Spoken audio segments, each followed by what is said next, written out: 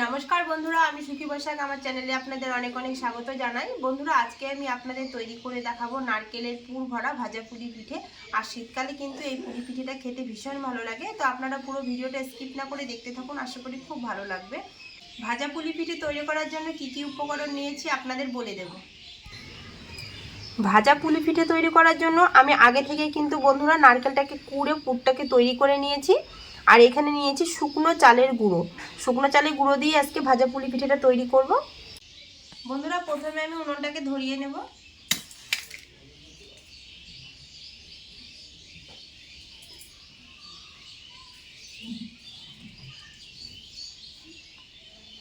উনুন ধরানো হয়ে গেছে, কড়াইটা বসিয়ে দেব।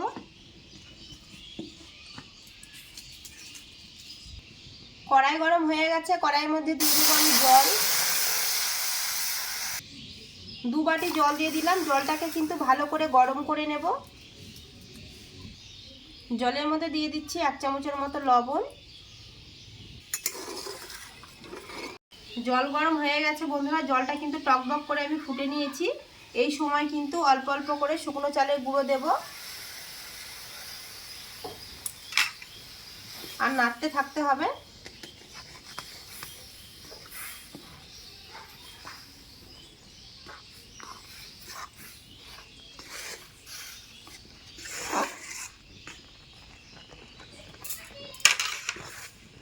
বন্ধুরা, এই আটার ডোটা তৈরি করার সময় কিন্তু অল্প অল্প করে আটা দিয়ে ঘন ঘন খুন্তি দিয়ে নাড়াচাড়া করে একটা ডো তৈরি করে নিতে হবে। আর একবারে দিতে গেলে কিন্তু পুরো দলা পেকে আসবে আর ডোটা একদমই ভালো হবে না। তো আমি এখানে খুন্তি দিয়ে ঠেসে ঠেসে কিন্তু খুব সুন্দর নরম মসৃণ একটা ডো তৈরি করে নিয়েছি। তারপরে কিন্তু একটা থালার মধ্যে তুলে নিয়েছি। তো থালার মধ্যে এটা আমি খুন্তি দিয়ে মেলে দিচ্ছি একটু ঠান্ডা হওয়ার জন্য।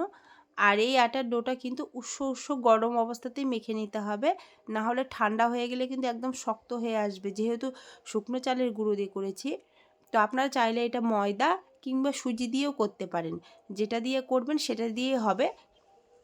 তবে চালের গুঁড়োটা দিয়ে করলে খেতে বেশি মচমচে হয়, খুব ভালো লাগে। তো আটার ডোটা আমি ভালো করে কিন্তু শুকনো চালে একটু গুঁড়ো দিয়ে মেখে নরম মসৃণ করে নিয়েছি, তাহলে পিঠেগুলো তৈরি করতে সুবিধা হয়। এরপর হাতটা ধুয়ে হাতের মধ্যে একটুখানি সাদা তেল মেখে নিয়েছি।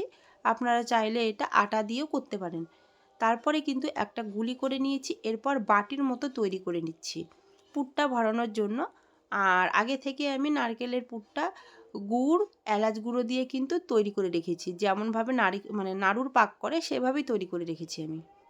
এরপর অল্প একটু পুর নিয়ে সেই বাটির মধ্যে দিয়ে মুখটাকে কিন্তু ভালো করে আঙুল দিয়ে চেপে চেপে দেব, যেন পুরটা না বেরিয়ে আসে। এরপর একটা ডিজাইন আমি তৈরি করে আপনাদের দেখিয়ে দিচ্ছি। আপনাদের সুবিধা অনুযায়ী আপনারা ডিজাইন করবেন, যেটা ভালো লাগে। তো আমার কাছে এটাই আমাকে সোজা মনে হয়, তাই আমি এই ডিজাইনটা তৈরি করছি। আর আপনাদের কাছে যদি ছাঁচ থাকে তাহলে সেই ছাঁচে আপনারা করতে পারেন। আমার কাছে ছাঁচ নেই, তাই আমি হাত দিয়েই তৈরি করছি। তো একটা পুলি পিঠে আমার তৈরি করা হয়ে গেল বন্ধুরা। তো আর একটা পুলি পিঠে আপনাদের আমি তৈরি করে দেখিয়ে দিচ্ছি। আর শীতকালে কিন্তু নিত্য নতুন পুলি পিঠে আমরা বাড়িতে তৈরি করি, খেতে কিন্তু এগুলো ভীষণ ভালো লাগে। তো এগুলো ভেজেও খাওয়া যায় কিংবা ভাপিয়েও খাওয়া যায়, কিংবা আপনারা দুধের সঙ্গে ফুটিয়েও খেতে পারেন, খেতে কিন্তু অসাধারণ লাগে। তো একইভাবে দুটো পিঠে আমি ডিজাইন আপনাদের দেখিয়ে দিচ্ছি। আর এটা বানানো খুবই সহজ, যে কেউ তৈরি করতে পারে বন্ধুরা। আর আপনাদের কাছে অনুরোধ বন্ধুরা, আমার চ্যানেলটাকে কিন্তু প্লিজ সাবস্ক্রাইব করে আমার পাশে থাকবেন। বন্ধুরা, এখানে কিন্তু আমার অর্ধেকটা ভাজা পুলি পিঠে এখানে তৈরি হয়ে গেছে। তো এখন পুলি পিঠেগুলো কিন্তু ভাজার জন্য এই কড়াইয়ের মধ্যে দেব। আর আগে থেকে কিন্তু কড়াইয়ের মধ্যে তেল দিয়েছি, তেল গরম হয়ে গেছে।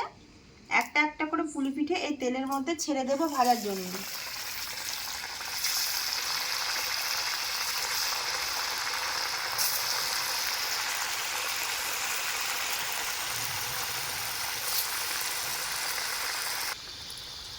পুলি পিঠেগুলো দিয়ে কিন্তু আঁচটাকে কমিয়ে দিয়েছি, আর হালকা আঁচে এই পুলি পিঠেগুলো ভেজে নিতে হবে, না হলে কিন্তু তাড়াতাড়ি করে কালার চলে আসবে আর ভাজা হবে না। তো হালকা আঁচে এগুলোকে আমি ভেজে নেব। পিঠেগুলো একদিক ভাজা হয়ে গেছে, এখন কিন্তু উল্টে দেব।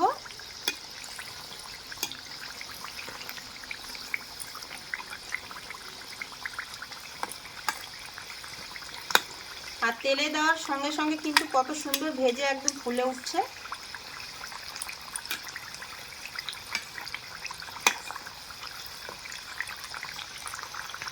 হালকা আছে, এগুলোকে আমি ভেজে নেব। পুলি পিঠেগুলো বাদামি কালার করে কিন্তু উল্টে পাল্টে ভেজে নিয়েছি, আর কালারটাও কিন্তু খুব সুন্দর এসেছে।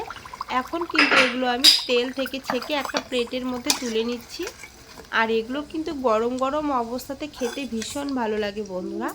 তো একবার আমার ভাজা হয়ে গেল, এরপর কিন্তু একইভাবে আবার পিঠেগুলো তেলের মধ্যে ছেড়ে দিচ্ছি। আর আঁচটাকে কিন্তু একটুখানি কমিয়ে দিতে হবে পিঠেগুলো দেওয়ার পর। তো এই পিঠেগুলো ভাজতে খুব সুন্দর লাগে বন্ধুরা, আর খুব তাড়াতাড়ি ভাজা হয়। তো এগুলো একইভাবে তেলের মধ্যে ছেড়ে দিলাম, এরপর কিন্তু উল্টে পাল্টে ভালো করে একদম ভেজে নিয়েছি। আর এগুলো খুব সুন্দর বাদামি কালার চলে এসছে। এরপর এগুলো আমি তেল থেকে ছেঁকে একটা প্লেটের মধ্যে তুলে নিচ্ছি। তো সবগুলো কিন্তু প্লেটের মধ্যে আমি তুলে নিলাম। আর দেখতেই পাচ্ছেন বন্ধুরা, দেখতেও খুব সুন্দর হয়েছে, আর খেতেও কিন্তু শীতকালে এই পিঠেগুলো গরম গরম সন্ধেবেলা খুব ভালো লাগে। আর আওয়াজটাও কিন্তু খুব সুন্দর, একদম মচমচে, আর ভেতরে কিন্তু নারকেলের পুর ভরা। আর পিঠের ডিজাইনগুলো আপনারা দেখতেই পাচ্ছেন কত সুন্দর হয়েছে। আপনারা চাইলে কিন্তু খুব সহজে এটা বাড়িতে তৈরি করে নিতে পারেন। তো পিঠেগুলো একটা ভেঙে আপনাদের দেখিয়ে দিচ্ছি কেমন হয়েছে। একদম মচমচে, ভেতরে একদম নারকেলের পুরের ঠাসা। আর এটা ওপরটা যেমন মুচমুচে, ভেতরটা কিন্তু নারকেলের পুর নরম, খেতে দুর্দান্ত লাগে।